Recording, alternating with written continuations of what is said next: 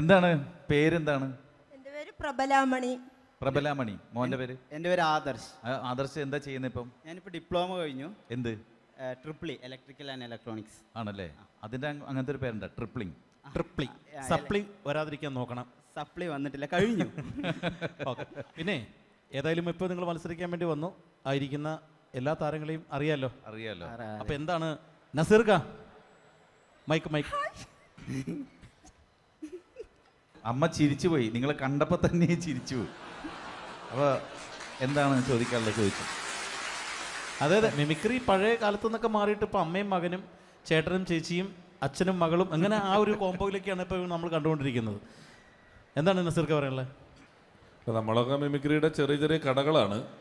ഈ ഫോറം മാളിൽ നിന്നുകൊണ്ട് മിമിക്രിയുടെ മാളുമായിട്ടാണ് ഞാൻ വന്നിരിക്കുന്നത്. നമുക്ക് എന്തെങ്കിലും ചോദിക്കണേ ഇവിടെ ചോദിക്കാം. അതെ, എന്തായാലും ഇത്ര പേരുടെ മുമ്പിലും ഇത്ര ലെജൻസിന് മുമ്പിൽ ഞങ്ങൾ അവതരിപ്പിക്കാൻ പറ്റിയെന്നുള്ളത് തന്നെ ഞങ്ങൾക്ക് ഏറ്റവും വലിയ ഹാപ്പിയാണ്.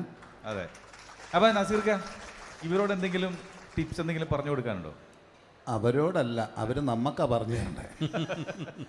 ടിപ്സ് പോട്ടെ, ടിപ്സ് എന്തെങ്കിലും പറയാനുണ്ടോ? പിഷാരടി.